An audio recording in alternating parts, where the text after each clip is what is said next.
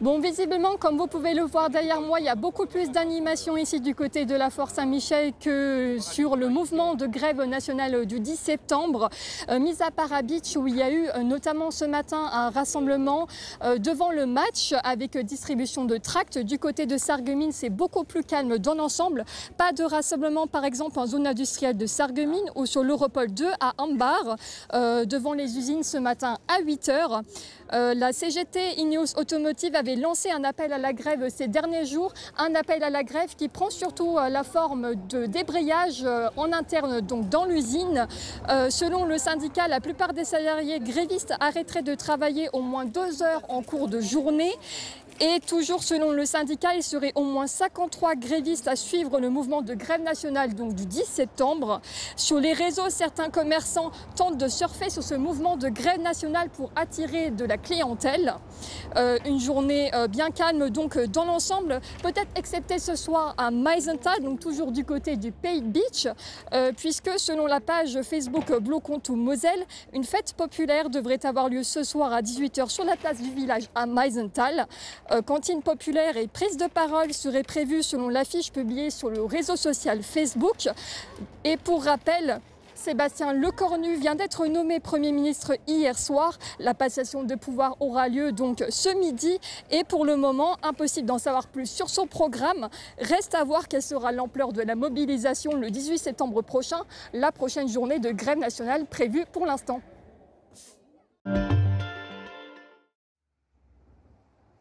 Monsieur Jefft, on vient de l'apprendre, la nomination du nouveau Premier ministre Sébastien Lecornu ces dernières heures. Comment réagissez-vous finalement à cette nouvelle nomination? Bon, effectivement, pour une fois, le président de la République nous a surpris puisqu'il a été rapide dans cette nomination.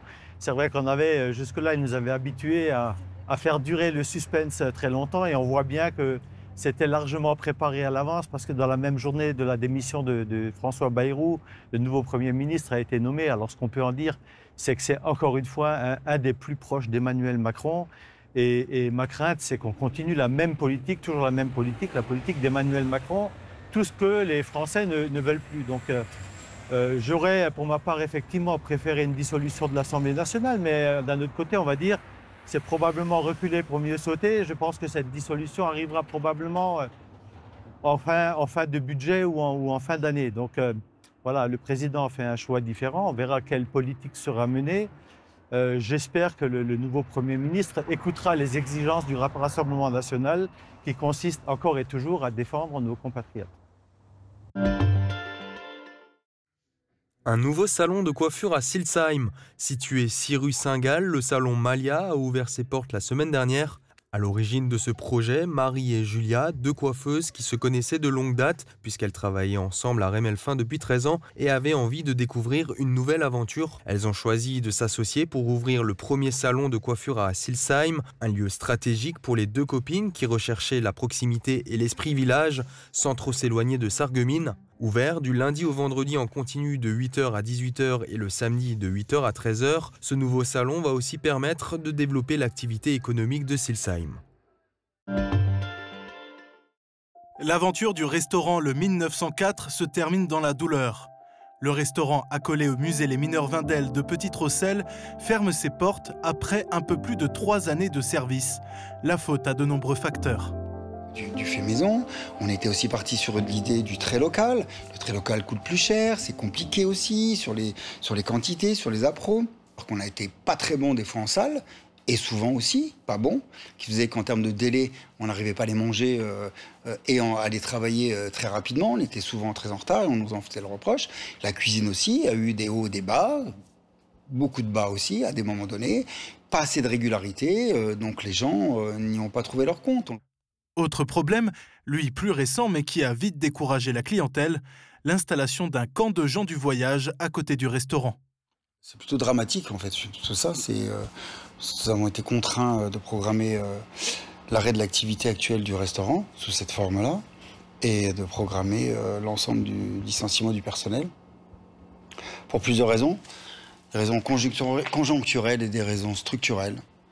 La raison conjoncturelle, c'est ce qu'on a vécu depuis 3 mois, c'est-à-dire l'emplacement des gens du voyage à 20 mètres du restaurant et de nos installations, avec tout ce que ça comporte, d'actes d'incivilité, de problématiques pour la clientèle surtout, parce que à chaque fois au téléphone, ils sont toujours là, on ne vient pas. Et depuis le mois de juin, on a eu un effondrement terrible du chiffre d'affaires, surtout en soirée. Sauf que nous, on est ouvert en soirée, et que j'ai du personnel, que j'ai des installations à faire tourner, voilà, et ça coûte de l'argent. Et on a eu un effondrement à un point que on a fait des services à zéro. Donc la perte a été estimée, je dis bien estimée, de l'ordre de 48-50 000 euros. Après la réunion des comités de pilotage et de direction, ainsi que les élus, décision a donc été prise d'arrêter l'aventure 1904 au musée de la Mine. Les soutiens aux syndicats mixtes de la part de l'agglomération de Forbach et la communauté de communes de Frémin-Merlebach ne s'arrêtent pas pour autant, puisque les élus souhaitent toujours faire de ce site un lieu touristique incontournable du territoire.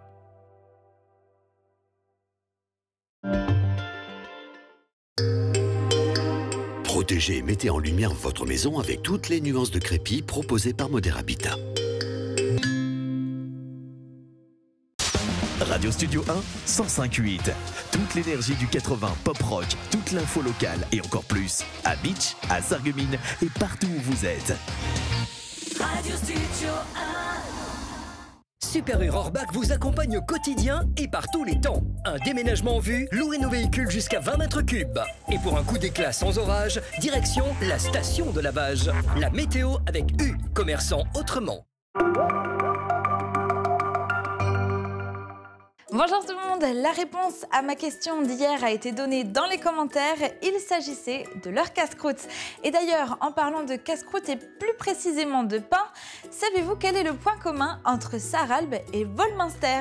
À vos réponses dans les commentaires sur notre page Facebook. Et côté météo, on démarrera la journée de demain sous un ciel couvert et légèrement pluvieux, mais qui finira par se dégager dans le courant de l'après-midi. Côté température, les minimales iront de 14 à 15 degrés et les maximales de 16 à 18 degrés. Demain, nous fêtons les Adelphes et il fera jour de 7h01 à 19h55. Passez tous encore une très belle journée et à demain!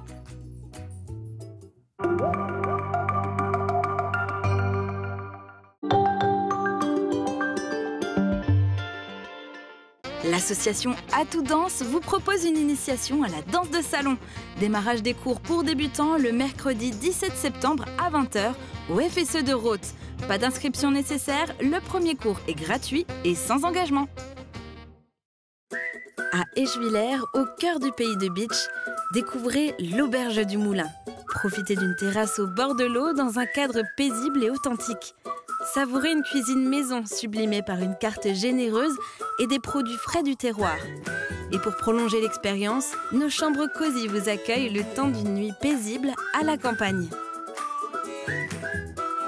L'Auberge du Moulin, nature, terroir et convivialité.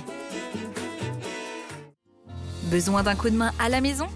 AD Assist à Rohrbach-les-Bitches, une entreprise locale avec plus de 100 professionnels, vous aide à domicile pour le ménage, les repas et les courses. Et grâce au crédit d'impôt déduit instantanément, vous ne payez que 50%. Appelez-nous au 03 87 09 32 43.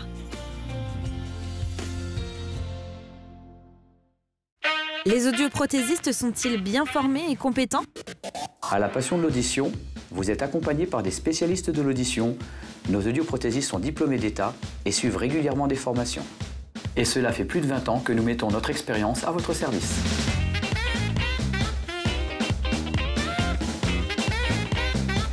Le CFA BTP Moselle est à Sarreguemines, avec 7 formations accessibles en apprentissage et en formation continue dans les domaines métier du plâtre et de l'isolation, carreleur et mosaïste, peintre applicateur de revêtement, génie climatique, maçonnerie et maintenance des bâtiments. Inscription ouverte toute l'année par téléphone au 03 87 63 71 08.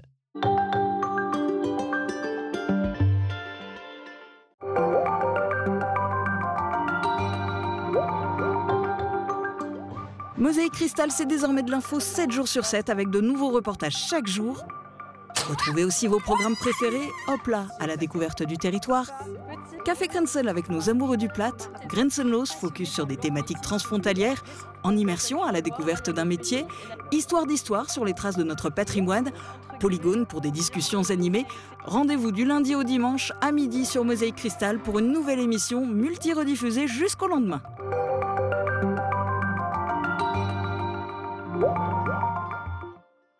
Hop là, c'est parti pour une nouvelle aventure. Aujourd'hui, on prend un grand bol d'air frais. Direction la forêt de Sarralbe, cet univers fascinant où chaque arbre, chaque plante, chaque bruit raconte une histoire. Je suis accompagnée de Michel Greff, un passionné de la nature, à la fois naturaliste et animateur nature.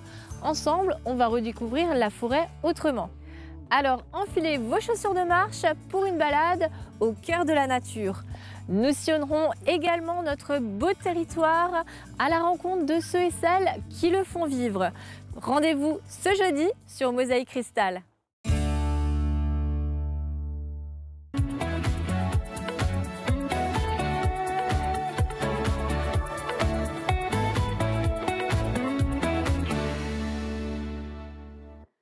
Bonjour à tous, dans Place des Arts, on fait chaque mercredi un tour d'horizon culturel sur Mosaïque Cristal. Et cette semaine, l'invité est au carrefour de plusieurs arts. C'est le directeur du Conservatoire de Sarreguemines, Thierry Benoît. Bonjour. Bonjour. Et merci de participer à cette émission. L'heure de la rentrée a sonné. Est-ce que les cours ont déjà repris au Conservatoire ? Pas encore, les cours reprennent lundi prochain. Là, c'était la rentrée des professeurs cette semaine et la préparation de la rentrée. Et puis je disais, vous êtes au carrefour de plusieurs arts, car à Sarreguemines, c'est un conservatoire à rayonnement communal de musique, de danse et d'art dramatique. Est-ce que vous avez des élèves qui pratiquent plusieurs disciplines ? On a quelques élèves qui sont inscrits dans plusieurs disciplines. Il y en a assez peu qui font les trois, à la vérité.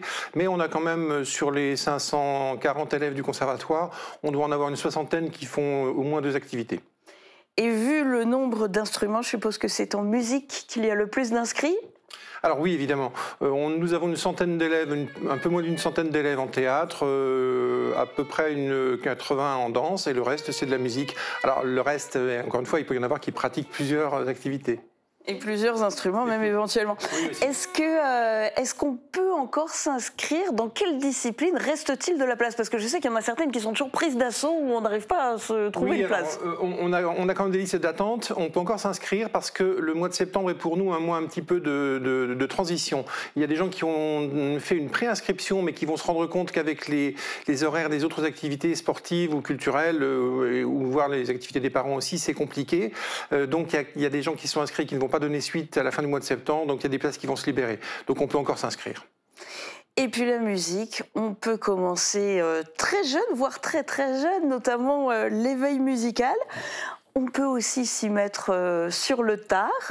Quelle est la fourchette d'âge de vos apprentis musiciens? Eh bien, je vérifiais ça hier, et si on peut reprendre ce slogan d'un des journaux de ma jeunesse, c'est de 7 à 77 ans. Notre usager le plus âgé, il a 77 ans. Alors, on commence en général même avant, on commence à 5 ans l'éveil musical.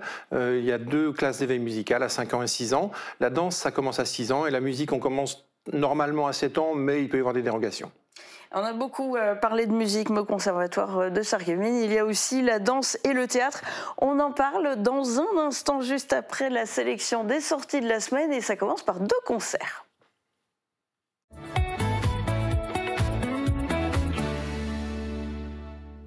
Ça va cartonner samedi à Arren avec No Limit Orchestra. Il se déplace en version réduite, un Nano Limit Orchestra. C'est un quatuor de percussion programmé dans le cadre du festival Euroclassique. Un concert autour des musiques de films et des jeux vidéo, tandis que se jouera la grande finale du tournoi Mario Kart. Car en amont du concert qui commence à 20h, vous pouvez participer de 14h à 18h à un tournoi de Mario Kart. Concert caritatif samedi soir au Casino des Faïenceries à Sarreguemines. Arsenger montera sur scène avec le groupe sarregueminois M.A.M. de la chanson française avec des compos originales. L'entrée est à 15 € au profit de l'AFAEI, l'association familiale d'aide aux enfants inadaptés de la région de Sarreguemines. Enfin, la Maison des Arts et des Traditions de Roulin fait sa journée du patrimoine avec une semaine d'avance. Dimanche de 14h à 18h, les bénévoles vous invitent à découvrir l'habitat d'une maison traditionnelle lorraine avec son jardin, les métiers anciens des artisans du village, de nombreux objets originaux et des maquettes, dont la villa gallo-romaine. Il y aura aussi une exposition Roulin à travers les dessins d'Antoine Sport. Revenons au conservatoire de Sarreguemines où l'on peut aussi pratiquer la danse. Thierry Benoît, ça s'adresse à quelle tranche d'âge et est-ce qu'il s'agit uniquement de danse classique ? Alors, on a de la danse classique principalement, mais il y a une ouverture vers les autres styles de danse avec des activités qui sont proposées ponctuellement par rapport à certains spectacles au cours de l'année. L'idée étant de permettre aux élèves de faire de la danse classique, c'est notre force principale, mais d'aborder aussi le contemporain et la danse jazz aussi. Et puis côté art dramatique, il y a plusieurs groupes. Là, c'est par tranche d'âge ? Alors c'est par tranche d'âge avec des différences en ce qui concerne les directives, on va dire, officielles, puisque nous sommes soumis à la charte du ministère de la Culture. Donc les examens, ça commence pour la tranche d'âge qui a 15 ans, mais on peut commencer avant avec un parcours découverte, et il y a aussi des classes adultes en théâtre. Et alors justement, vous avez commencé à le dire, cette histoire d'examen, parce que le conservatoire, c'est une formation quand même assez académique, avec des auditions, des passages de cycle. C'est très strict tout ça ? Non. Alors il faut dédramatiser tout ça. Les auditions, c'est fait pour donner aux élèves la chance de jouer pour les autres et d'apprendre à jouer pour les autres. Les passages de cycle, ça vérifie qu'on a les compétences pour passer dans le cycle supérieur. Mais ça, les examens n'ont lieu que à la fin des cycles, donc c'est tous les 4 ans à peu près. Et puis surtout, nous avons plein de parcours, beaucoup de parcours qui permettent de faire autre chose. Disons que le parcours scolaire normal, c'est le parcours diplômant avec des examens, mais il y a des parcours personnalisés, il y a des parcours pour les amateurs, il y a des parcours pour amateurs avec soutien, et on a des parcours adultes aussi. Et côté, pour ceux qui le font de manière plus classique, avec ces passages de cycle, ces examens, alors ça, dans la musique, bien sûr, mais est-ce que c'est le cas aussi en danse et en art dramatique? Oui, on a le même schéma, c'est-à-dire des premiers cycles qui durent entre 3 et 5 ans selon les disciplines, le deuxième cycle également 3 et 5 ans, ça dépend des disciplines. En musique c'est 3 à 5 ans, en danse c'est 3 ans, et puis il y a des examens à la fin de chaque cycle pour l'accès au cycle suivant avec des programmes, pas des programmes précis, mais disons des cadres pour des compétences qui doivent être acquises pour passer d'un cycle à l'autre.